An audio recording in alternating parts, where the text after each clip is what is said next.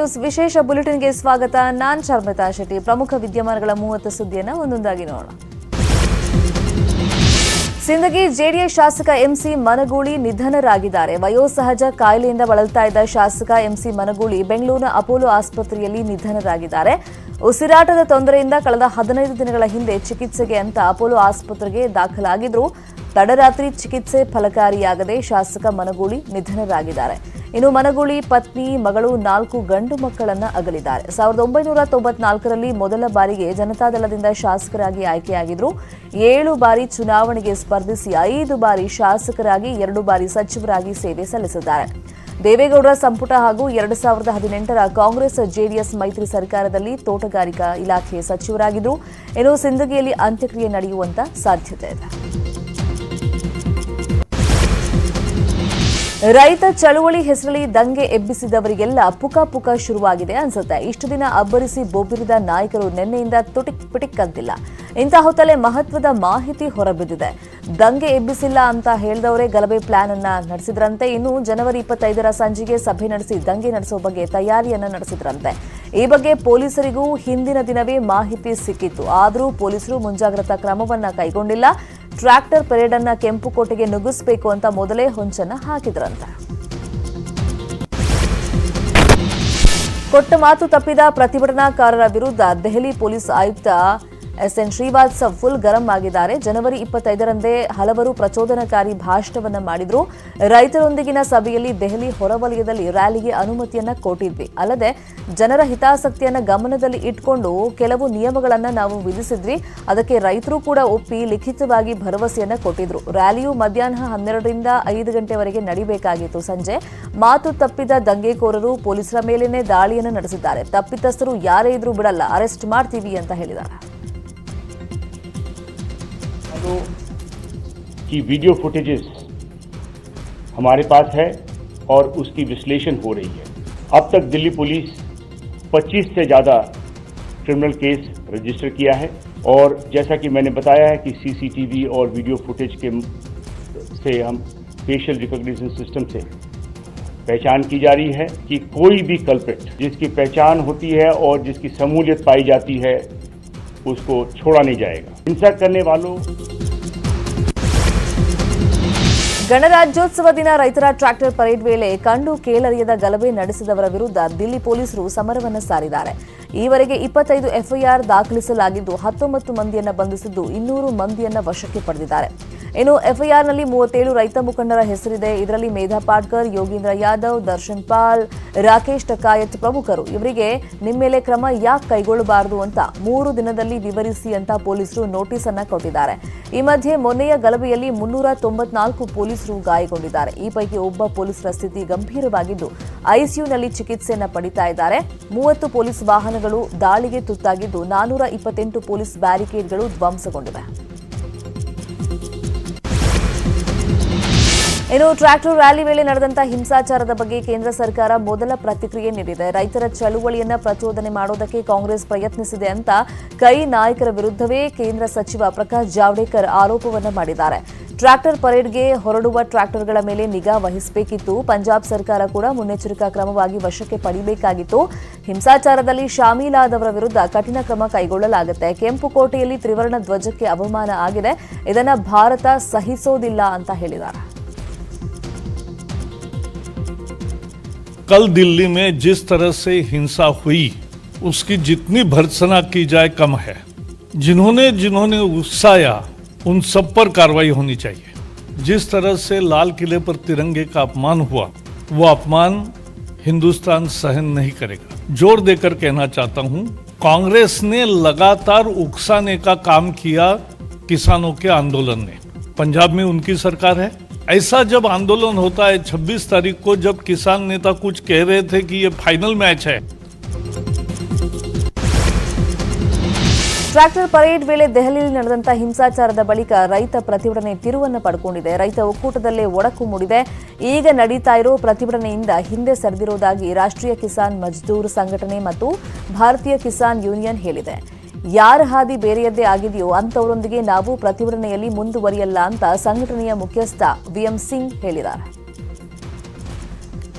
हिंदुस्तान का झंडा गरिमा मर्यादा सबकी है और उस मर्यादा को अगर भंग किया है, भंग करने वाले गलत है और जिन्होंने भंग होने दिया है वो भी गलत है।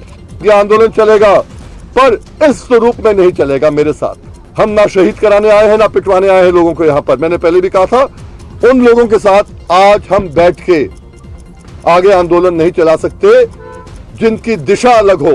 हिंदुस्तान का झंडा ಫೆಬ್ರವರಿ 1ನೇ ತಾರೀಕಿನಿಂದ ಬಹುತೇಕ ಕೊರೋನಾ ನಿಯಮಗಳೆಲ್ಲ ರದ್ದಾಗ್ತಾ ಇದೆ. 100% ಅನುಮತಿ ಕೊಟ್ಟು ಕೇಂದ್ರ ಸರ್ಕಾರ ಹೊಸ ಮಾರ್ಗಸೂಚಿಯನ್ನು ರಿಲೀಸ್ ಮಾಡಿದೆ. ಇನ್ಮೇಲೆ ಜನಜೀವನ ಕೊರೋನಾ ಬಗ್ಗೆ ಟೆನ್ಷನ್ ಬಿಟ್ಟು ಆರಾಮಾಗಿ ಓಡಾಡಬಹುದು. ಜಾತ್ರೆ, ಹಬ್ಬ, ಮದುವೆ ಎಲ್ಲವನ್ನು ಅದ್ದೂರಿಯಿಂದ ಆಚರಿಸಬಹುದು. ಆದರೆ ಕೆಲವು ಸಣ್ಣ ಪುಟ್ಟ ಷರತ್ತುಗಳನ್ನು ಕೇಂದ್ರ ವಿಧಿಸಿದೆ. ಕೇಂದ್ರ ಸರ್ಕಾರದ ಮಾರ್ಗಸೂಚಿ ಪ್ರಕಾರ ಸಿನಿಮಾ ಥಿಯೇಟರ್ಗಳಿಗೆ 100% ಸೀಟು ಭರ್ತಿಗೆ ಅವಕಾಶ ನೀಡಲಾಗಿದೆ. ಸಭೆ, ಸಮಾರಂಭ, ಕ್ರೀಡೆ ಎಲ್ಲದಕ್ಕೂ ಸಮ್ಮತಿಯನ್ನು ಸೂಚಿಸಲಾಗಿದೆ. ಇನ್ನು ಮುಂದೆ ಮನರಂಜನೆ, ಜಾತ್ರೆ, ಧಾರ್ಮಿಕ ಕಾರ್ಯಕ್ರಮವನ್ನು ಸಂಭ್ರಮದಿಂದ ಆಚರಿಸಬಹುದು. ಸ್ವಿಮ್ಮಿಂಗ್ ಪೂಲ್, ಜಿಮ್ಗಳಲ್ಲೂ ಕೂಡ 100% ಭರ್ತಿಗೆ ಅವಕಾಶವನ್ನು ನೀಡಲಾಗಿದೆ. ಇನ್ನು ಅಂತಾರಾಷ್ಟ್ರೀಯ ಪ್ರಯಾಣ, ರೈಲು, ಮೆಟ್ರೋ ಸಂಚಾರ, ಪಾರ್ಕ್ಗಳ ನಿಯಮವನ್ನು ಯಥಾಸ್ಥಿತಿಯಲ್ಲಿ ಕಾಯ್ದುಕೊಳ್ಳಲಾಗಿದೆ. ಇನ್ನು ಕೇಂದ್ರ ಸರ್ಕಾರ ಬಹುತೇಕ ಕೊರೋನಾ ನಿಯಮಗಳನ್ನೆಲ್ಲ ರದ್ದು ಮಾಡಿದೆ. ಹೀಗಾಗಿ 1ರಿಂದ 9ನೇ ತರಗತಿವರೆಗೂ ಶೀಘ್ರದಲ್ಲೇ ಶಾಲೆಗಳು ಶುರು ಆಗಬಹುದು. ಈ ಸಂಬಂಧ ನಿನ್ನೆ ಶಿಕ್ಷಣ ಸಚಿವ ಸುರೇಶ್ ಕುಮಾರ್ ಒಂದು ಸುತ್ತಿನ ಸಭೆಯನ್ನು ನಡೆಸಿದ್ದಾರೆ. ಆದರೂ ಖಾಸಗಿ ಶಾಲೆಗಳ ಫೀಸ್ ದಂಧೆಗೆ ಕಡಿವಾಣ ಮಾತ್ರ ಬೀಳ್ತಾ ಇಲ್ಲ. ಈಗಾಗಲೇ ಪೋಷಕರು ಸರ್ಕಾರಕ್ಕೆ ಗಡುವನ್ನು ನೀಡಿದ್ದು ನಿರ್ಧಾರ ಕೈಗೊಳ್ಳದೇ ಇದ್ರೆ ಉಗ್ರ ಹೋರಾಟ ಮಾಡೋದಾಗಿ ಎಚ್ಚರಿಕೆಯನ್ನ ಕೊಟ್ಟಿದ್ದಾರೆ. ಶಿಕ್ಷಣ ಸಚಿವರು ಮಾತ್ರ ಪೋಷಕರು ಆತಂಕ ಪಡುವಂತ ಅವಶ್ಯಕತೆ ಇಲ್ಲ ಅಂತ ಅಡ್ಗೋಡೆ ಮೇಲೆ ದೀಪ ಇಟ್ಟಂತೆ ಮಾತನಾಡ್ತಾ ಇದ್ದಾರೆ. ಕೊಡಗು ಜಿಲ್ಲೆಯಲ್ಲಿ ಕೊರೋನಾ ಆರ್ಭಟಿಸಿದೆ. ಗರಗಂದೂರು ಮೊರಾರ್ಜಿ ವಸತಿ ಶಾಲೆಯ 25 ವಿದ್ಯಾರ್ಥಿಗಳಿಗೆ ಕೊರೋನಾ ಸೋಂಕು ದೃಢಪಟ್ಟಿದೆ. ಸೋಂಕಿತ ವಿದ್ಯಾರ್ಥಿಗಳನ್ನು ಮಡಿಕೇರಿಯ ಕೋವಿಡ್ ಆಸ್ಪತ್ರೆಗೆ ದಾಖಲಿಸಿ ಚಿಕಿತ್ಸೆಯನ್ನು ನೀಡಲಾಗ್ತಾ ಇದೆ. ವಿದ್ಯಾರ್ಥಿಗಳು ಚೇತರಿಕೆ ಕಾಣ್ತಾ ಇದ್ದು ಯಾವುದೇ ಆತಂಕ, ಭಯ ಪಡುವಂತ ಅಗತ್ಯ ಇಲ್ಲ ಅಂತ ವೈದ್ಯರು ಹೇಳಿದ್ದಾರೆ. ಒಂದು ಶುಕ್ರವಾರ ದಿನ ಒಂದು ಹುಡುಗನಿಗೆ ಸ್ವಲ್ಪ ಜ್ವರ, ಸ್ವಲ್ಪ ನೆಗಡಿ, ಶೀತ ಅಂತ ಇದ್ದು ಜ್ವರ ಅನಿಸ್ತು. ಅದರಲ್ಲಿ ಕರೋನಾ ಪಾಸಿಟಿವ್ ಇದೆ ಅಂದಾಗ ಮತ್ತು ಎಲ್ಲ ಮಕ್ಕಳು ಇರ್ತಕ್ಕಂಥ ನಮ್ಮ ಸೆಕೆಂಡ್ PUC 76 ಮಕ್ಕಳನ್ನು ಕೂಡ ನಾವು ರಿಪೋರ್ಟನ್ನು ಚೆಕ್ ಮಾಡಿಸ್ದೆ. ನನಗೂ ಕೂಡ ಆಶ್ಚರ್ಯ ಆಗ್ತಾ ಇದೆ, ಏನಪ್ಪ ಈ ಥರ ರಿಪೋರ್ಟ್ ಅಂತೇಳಿ. ಬಟ್ ಎಲ್ಲ ಮಕ್ಕಳು ಕೂಡ ಯಾವುದೇ ತೊಂದರೆ ಇಲ್ಲ. ಮಕ್ಕಳು ಎಲ್ಲರೂ ಕೂಡ 100% ಚೆನ್ನಾಗಿದ್ದಾರೆ. ನನಗೂ ಕೂಡ ಇದು ಏನೋ ಒಂಥರ ಗೊಂದಲದಲ್ಲೇ ಇದ್ದೀವಿ.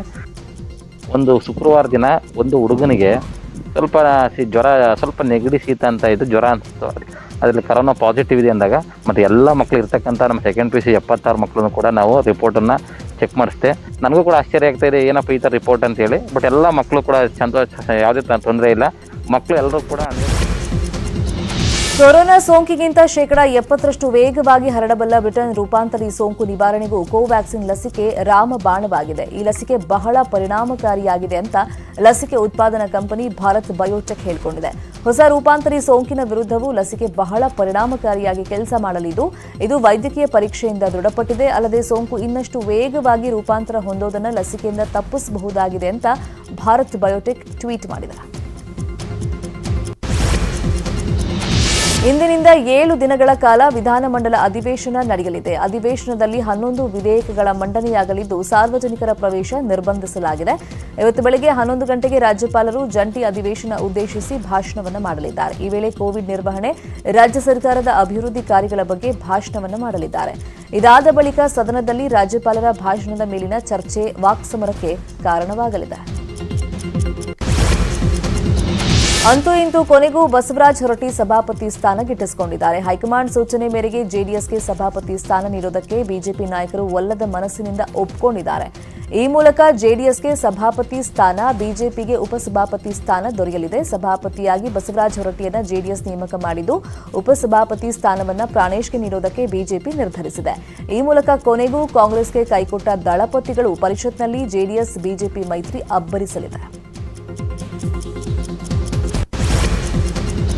ಇದು ಅಧಿವೇಶನದ ಕಾವು ಏರಿಸೋದಕ್ಕೆ ಕಾಂಗ್ರೆಸ್ ನಾಯಕರು ರಣತಂತ್ರ ರೂಪಿಸೋದಕ್ಕೆ ಮುಂದಾಗಿದ್ದಾರೆ. ಸರ್ಕಾರವನ್ನ ಇಕ್ಕಟ್ಟಿಗೆ ಸಿಲುಕಿಸಲು ಪಣ ತೊಟ್ಟಿರುವಂತಹ ಕೈಪಡೆ ಬೆಳಗ್ಗೆ 9 ಗಂಟೆಗೆ ಸಿದ್ದರಾಮಯ್ಯ ನೇತೃತ್ವದಲ್ಲಿ ಸಿಎಲ್ಪಿ ಸಭೆಯನ್ನ ಸೇರಲಿದ್ದಾರೆ. ಹೇಗಾದರೂ ಮಾಡಿ ಅಧಿವೇಶನದಲ್ಲಿ ಬಿಜೆಪಿ ನಾಯಕರ ಬಾಯಿ ಮುಚ್ಚಿಸಬೇಕು ಅಂತ ಹಲವು ಯೋಜನೆಯನ್ನ ರೂಪಿಸಿದ್ದಾರೆ. ಯಾರು ಯಾವ್ಯಾವ ವಿಚಾರಗಳನ್ನ ಪ್ರಸ್ತಾಪ ಮಾಡಬೇಕು, ಆಡಳಿತ ಪಕ್ಷದವರ ಬಾಯಿ ಹೆಂಗ್ ಮುಚ್ಚಿಸಬೇಕು, ಹೇಗೆ ಎದುರಾಳಿಗಳಿಗೆ ತಿರುಗೇಟು ಕೊಡಬೇಕು ಅನ್ನೋದನ್ನ ಸಿದ್ದರಾಮಯ್ಯ ಸಲಹೆಯನ್ನ ಕೊಡ್ತಾರಂತೆ. ಕಾಂಗ್ರೆಸ್ ನಾಯಕರಿಗೆ ಕೃಷಿ ಕಾಯ್ದೆಗಳ ವಿರುದ್ಧ ರೈತರ ಹೋರಾಟ, ಶಿವಮೊಗ್ಗದ ಹುಣಸವಾಡಿ ಸ್ಫೋಟ ಪ್ರಕರಣ, ಅಭಿವೃದ್ಧಿ ಕೆಲಸಗಳ ಹಿನ್ನಡೆ, ಸಚಿವರ ಕುರ್ಚಿ ಕಚ್ಚಾಟ, ಸಿಡಿ ಪ್ರಕರಣವನ್ನ ಪ್ರಸ್ತಾಪಿಸಿ ಸರ್ಕಾರಕ್ಕೆ ಟಾಂಗ್ ಕೊಡೋದಕ್ಕೆ ಕೈ ನಾಯಕರು ಭಾರೀ ಪ್ಲಾನ್ ಮಾಡಿಕೊಂಡಿದ್ದಾರೆ.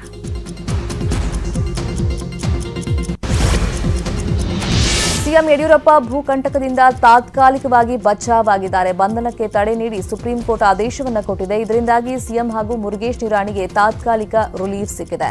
ದೇವನಹಳ್ಳಿ ಕೈಗಾರಿಕಾ ಪ್ರದೇಶದಲ್ಲಿ ವಸತಿ ಯೋಜನೆಗೆ 26 ಎಕರೆ ಭೂಮಿ ಮಂಜೂರು ಮಾಡಿದ ಪ್ರಕರಣದ ತನಿಖೆಯನ್ನು ನಡೆಸುವುದಕ್ಕೆ ಹೈಕೋರ್ಟ್ ಆದೇಶವನ್ನು ಕೊಟ್ಟಿತ್ತು. ಇದರ ವಿರುದ್ಧ ಬಿಎಸ್ವೈ ಹಾಗೂ ನಿರಾಣಿ ಸುಪ್ರೀಂ ಕೋರ್ಟ್ ಮೊರೆ ಹೋಗಿದ್ರು. ಇದೀಗ ಸುಪ್ರೀಂ ತಾತ್ಕಾಲಿಕ ರಿಲೀಫ್ ಕೊಟ್ಟಿದೆ.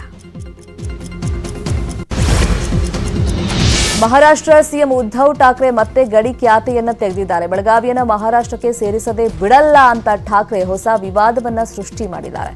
ಮಹಾರಾಷ್ಟ್ರ ಸರ್ಕಾರ ಗಡಿ ವಿವಾದಿತ ವಿಚಾರಗಳನ್ನು ಒಳಗೊಂಡ ಪುಸ್ತಕವನ್ನು ರಿಲೀಸ್ ಮಾಡಿದೆ. ಎನ್ಸಿಪಿ ಮುಖ್ಯಸ್ಥ ಶರದ್ ಪವಾರ್ ನೇತೃತ್ವದಲ್ಲಿ ಪುಸ್ತಕ ಬಿಡುಗಡೆ ಮಾಡಲಾಗಿದ್ದು, ಸಿಎಂ ಉದ್ಧವ್ ಠಾಕ್ರೆ, ವಿಪಕ್ಷ ನಾಯಕ ದೇವೇಂದ್ರ ಫಡ್ನವೀಸ್ ಕೂಡ ಈ ಕಾರ್ಯಕ್ರಮದಲ್ಲಿ ಪಾಲ್ಗೊಂಡಿದ್ರು. ಈ ವೇಳೆ ಮಾತನಾಡಿದ ಠಾಕ್ರೆ, ಕರ್ನಾಟಕ ಸರ್ಕಾರ ಮರಾಠಿ ಭಾಷಿಕರ ಮೇಲೆ ನಿರಂತರ ಅನ್ಯಾಯ ಮಾಡ್ತಾ ಇದೆ. ಬೆಳಗಾವಿ ಮಹಾರಾಷ್ಟ್ರಕ್ಕೆ ಸೇರೋವರೆಗೆ ನಮ್ಮ ಹೋರಾಟ ನಿರಂತರ ಅಂತ ಉರಿಯೋ ಬೆಂಕಿಗೆ ತುಪ್ಪ ಸುರಿದಿದ್ದಾರೆ. एक जमाना जो होता मला परत तिकडनं मराठी आमदार निवडून आलेले पाहिजेत. बेळगावमधनं माझा मराठी माणूसच निवडून आला पाहिजे. बेळगावचा महापुरा मराठी होतो. कर्नाटक सरकार पोळ्या भासते हे आता तरी तुम्ही लक्षात घ्या. आणि म्हणून मला असं वाटतं एक नवीन सुरुवात करतो आहे, नवीन तेजाने, नवीन दमाने आणि नवीन जिद्दीने. जोपर्यंत हा कर्नाटक महाराष्ट्रामध्ये येत नाही तोपर्यंत आपण शांत बसणार नाही अशी प्रतिज्ञा आणि शपथ घेऊन प्रत्येक पाऊल. एक जमाना जो होता मला परत तिकडनं मराठी आमदार निवडून आलेले पाहिजेत. ಬೆಳಗಾವಿ ಮರಾಠಿಗರದ್ದಲ್ಲ, ಅದು ವೀರ ಕನ್ನಡಿಗರದ್ದು ಅಂತ ಮಾಜಿ ಸಿಎಂ ಕುಮಾರಸ್ವಾಮಿ ಮಹಾರಾಷ್ಟ್ರ ಮುಖ್ಯಮಂತ್ರಿ ಉದ್ಧವ್ ಠಾಕ್ರೆಗೆ ತಿರುಗೇಟನ್ನ ಕೊಟ್ಟಿದ್ದಾರೆ. ಮರಾಠಿ ಮಾತನಾಡುವ ಕರ್ನಾಟಕದ ಗಡಿ ಪ್ರದೇಶಗಳನ್ನ ಕೇಂದ್ರಾಡಳಿತ ಪ್ರದೇಶವನ್ನಾಗಿ ಘೋಷಿಸಬೇಕು ಅನ್ನೋ ಉದ್ಧವ್ ಹೇಳಿಕೆಗೆ ಫುಲ್ ಗರಂ ಆಗಿದ್ದಾರೆ.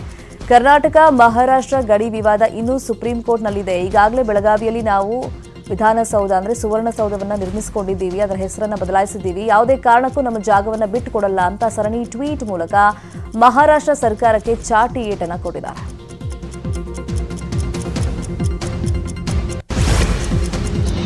ಇನ್ನು ಉದ್ಧವ್ ದಿನಕ್ಕೊಂದು ಉದ್ದಟತನದ ಹೇಳಿಕೆ ನೀಡುತ್ತಾ ಇದ್ದಂತೆ ರಾಜ್ಯ ನಾಯಕರು ಕೆರಳಿ ಕೆಂಡವಾಗಿದ್ದಾರೆ. ನಾವು ಮುಂಬೈ ಕರ್ನಾಟಕದವರು, ಹಾಗಾಗಿ ಮುಂಬೈ ನಮ್ಮದು ಅಂತ ಡಿಸಿಎಂ ಲಕ್ಷ್ಮಣ ಸವದಿ ಮಹಾರಾಷ್ಟ್ರ ಸಿಎಂಗೆ ಸರಿಯಾಗಿ ಟಾಂಗ್ ಕೊಟ್ಟಿದ್ದಾರೆ.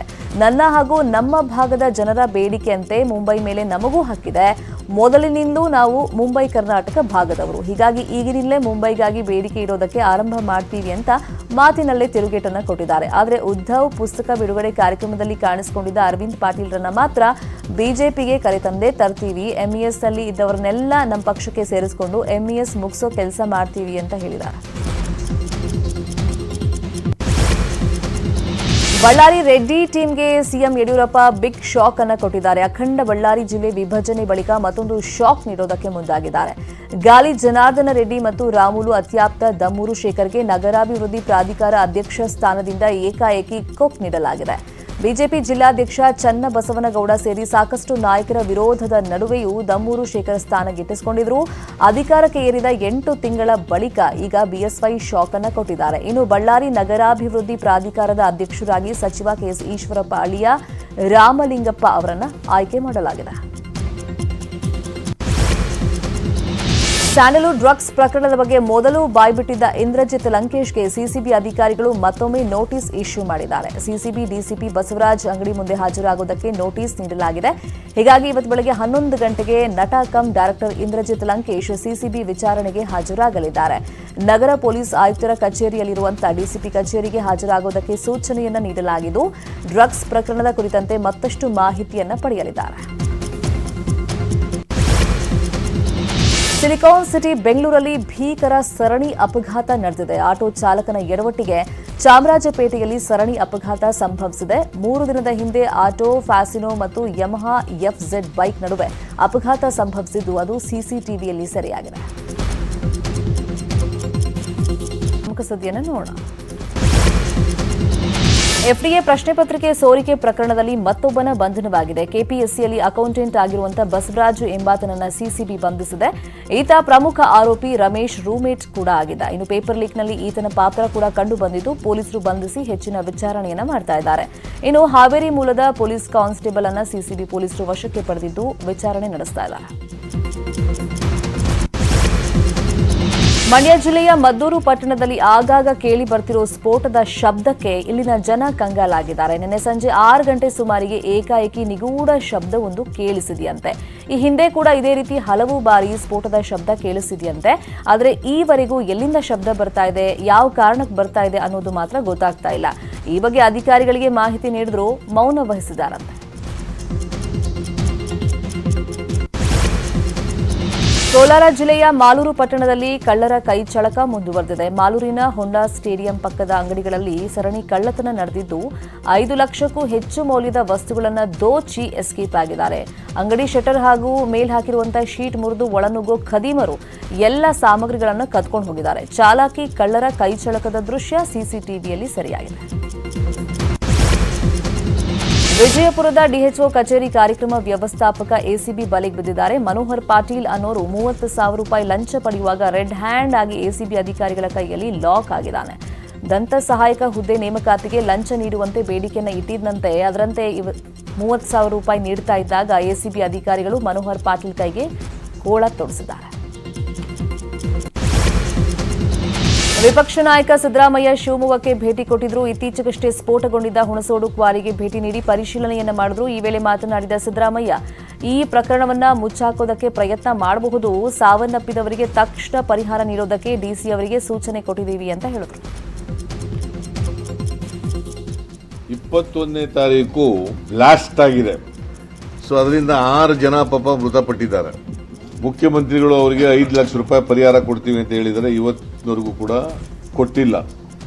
ಯಾವ ಕಾನೂನು ಅಡ್ಡಿ ಬರಲ್ಲ ಅಂತ ಹೇಳಿದ್ದೀನಿ ನಾನು. ಮನುಷ್ಯತ್ವ ಬಹಳ ಮುಖ್ಯ. ಕೃಷ್ಣಾ ಮೇಲ್ದಂಡೆ ಯೋಜನೆ ದೇಶದ ಪ್ರಮುಖ ನೀರಾವರಿ ಯೋಜನೆಗಳಲ್ಲಿ ಒಂದು. ಆದರೆ ಈ ಯೋಜನೆಯ ಕಾಮಗಾರಿ ಪೂರ್ಣಗೊಳ್ಳೋ ಹಾಗೆ ಮಾತ್ರ ಕಾಣ್ತಾ ಇಲ್ಲ. ರಾಜಕೀಯ ಇಚ್ಛಾಶಕ್ತಿ ಕೊರತೆ ಹಾಗೂ ಸರಿಯಾದ ಸಮಯಕ್ಕೆ ಅನುದಾನ ಬಿಡುಗಡೆ ಆಗದೇ ಇರೋದ್ರಿಂದ ಕೃಷ್ಣಾ ಮೇಲ್ದಂಡೆ ಯೋಜನೆಯ ಕಾಮಗಾರಿ ಆಮೆಗತಿಯಲ್ಲಿ ಸಾಗ್ತಾ ಇದೆ. ಹೀಗಾಗಿ ರಾಜ್ಯ ಸರ್ಕಾರ ಯುಕೆಪಿ ಯೋಜನೆ ರಾಷ್ಟ್ರೀಯ ಯೋಜನೆ ಅಂತ ಘೋಷಣೆ ಮಾಡಬೇಕು ಅಂತ ಕೇಂದ್ರಕ್ಕೆ ಮನವಿಯನ್ನ ಮಾಡಿಕೊಂಡಿದೆ. ಈಗಾಗಲೇ ಯುಕೆಪಿ ಯೋಜನೆ ಹಂತ 1 ಹಾಗೂ ಹಂತ 2 ಮುಗಿದಿದ್ದು 3ನೇ ಹಂತದ ಭೂ ಸ್ವಾಧೀನ ಪುನರ್ವಸತಿ ಕಲ್ಪಿಸುವಂತ ಕಾರ್ಯ ಮಾಡಬೇಕಾಗಿದೆ. ಹೀಗಾಗಿ 51,000 ಕೋಟಿ ಅನುದಾನ ಬೇಕಿರುವಂತಹ ಈ ಯೋಜನೆಯನ್ನ ರಾಷ್ಟ್ರೀಯ ಯೋಜನೆ ಅಂತ ಘೋಷಣೆ ಮಾಡೋದಕ್ಕೆ ಕೇಂದ್ರಕ್ಕೆ ರಾಜ್ಯ ಸರ್ಕಾರವೇ ಒತ್ತಡವನ್ನ ಹಾಕಿದೆ.